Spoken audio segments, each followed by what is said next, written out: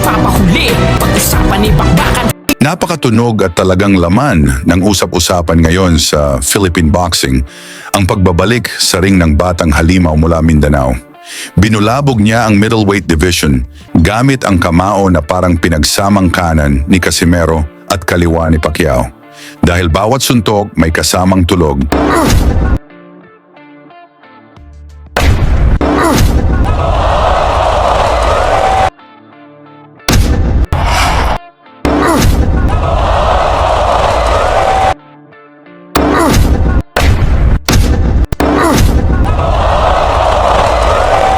Walang iba kundi ang undefeated hard puncher, Eumir Marcial.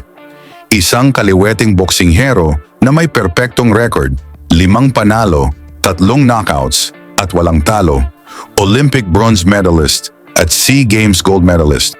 Ngayon ay nakabase na sa Amerika, puspusan ang ensayo para sa kanyang professional career. Pero kahit abala sa pro boxing, hindi pa rin tinatalikuran ng bansa. Dahil patuloy pa rin siyang lumalaban sa amateur scene para sa bandila ng Pilipinas. At sa bawat laban, unti-unti niyang pinapatunayan na siya nga ang tinatawag na Canelo Alvarez ng Pilipinas. Ayon sa mga insiders, kapag nag-focus na Marcial sa pro boxing, kaya niyang makakuha ng 30 wins o 30 knockouts at walang talo. Ngayong Hulyo 19, 2025, sa mismong MGM Grand Garden Arena, Las Vegas, kasama si Marcial sa undercard ng pinakahihintay na pagbabalik ni Manny Pacman Pacquiao kontra Mario Barrios, isang WBC welterweight championship. Makakalaban niya ang matapang at palaban na Amerikano, Bernard Joseph. Bit-bit ang record na 11 panalo, 5 knockouts at 2 talo. At hindi basta-bastang kalaban ito dahil aside sa kanyang 5 sunod-sunod na panalo, nasa mismong teritoryo pa niya gaganapin ang laban.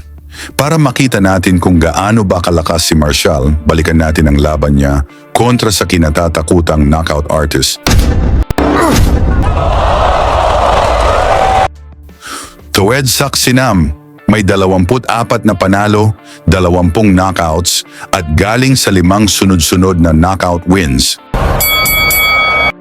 Sa pagbukas ng unang round, maingat ang 2 boksingero, pinag-aralan muna ang galaw ng bawat isa. Tawag natin dito, the homecoming. See him in live, man. Because I just watched the fight. And the size of Marcial, of course. And That right this fight to keep his opponent guessing. But yung amateur record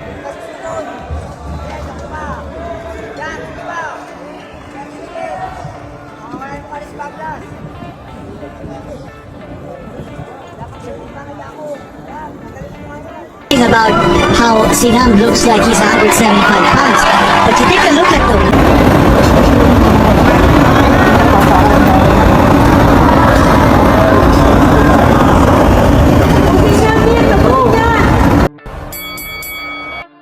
Pero pagsapit ng round 2, tumama ang mga suntok ni Marcial sa mukha at katawan at halatang nasaktan ang Thai champion.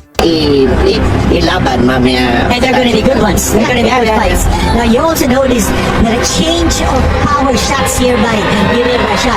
He's throwing that left hand a little bit more than in the first round. Yung left straight. At parang nararamdaman.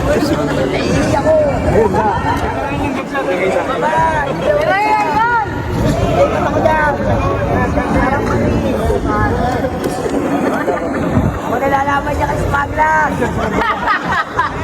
Nakakpak siya. Marcial began to unspool some of his repertoire. Some of his repertoire is picking his location on the left hand. By the time raising the chin. So Marcial. Hindi malaman ni Sinam kung saan magagaling mo sa Second by 2 fighters. Anong pa Spaglas? Huwag ka balakon. Balakon. Muna kayo.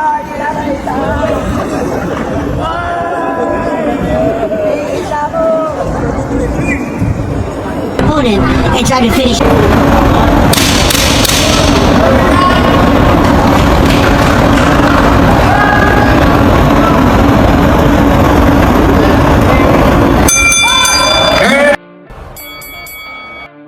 Tuloy ang aksyon dito sa round 3. Parehong nagpakawala ng mga solidong suntok kung saan gusto nilang tapusin ng maaga ang laban. What's happening here? Left, cheek,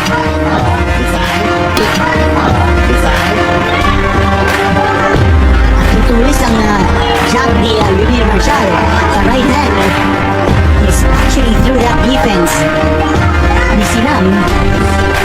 Dapat tumatake si Yumir sa katawan.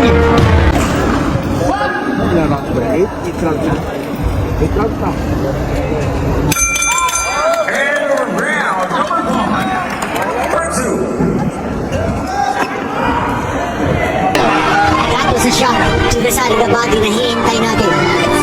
And another one. and the left hand on the chin of Sinam. You notice, that left hand, that left hook is going through the defense ni Sinam. After Yumir hits him with the right to the side of the body. Bumababa yung kamay. Exactly. To defend the side of the body, bumubuka yung kanyang datin. Lagyan mo ng palbo para kumango.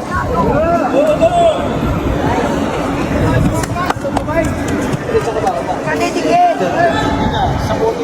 Ang galing mo nga mo yan. Yan, ganito. Ang galing mo takpak. Yan. Yumir Marshall ang kanyang kalaban.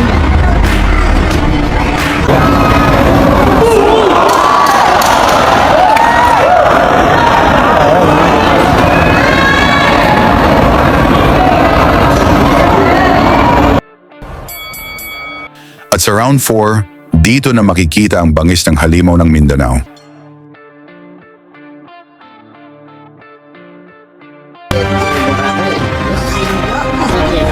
It depends on what condition he'll be in. In this fight, he might just go straight to maybe a hospital.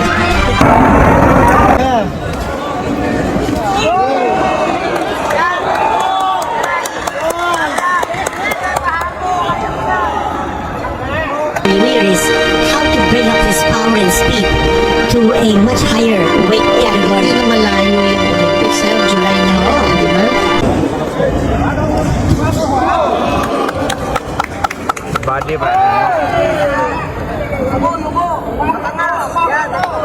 Boy, that's a lot of weight that he needs to put on. You cannot put on body fat. You can only put on muscle for you to be able to keep.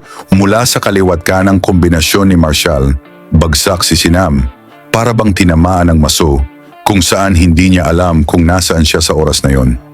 Kinailangang tulungan para makahinga. Ganon katindi ang bitaw ni Yumir Marshall.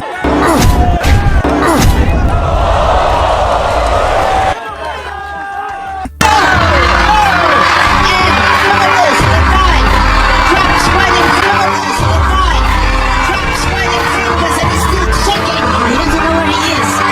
Just one uppercut. One uppercut. At dahil dito sa knockout win ni Marshall, pinag-uusapan ito sa division at nagsilbing babala sa mga champion. Sa inyo namang palagay, sapat na ba ang ipinakita ni Marshall para ituring na future world champion? Ikomento nyo na ang inyong sagot sa baba. At isama na rin ang inyong lugar para makita natin kung hanggang saan umaabot ang suporta ng mga Pinoy kay Marshall. Ngayong Hulyo 19 sa Las Vegas, kontra kay Bernard Joseph, live sa undercard ng Pacquiao vs Barrios.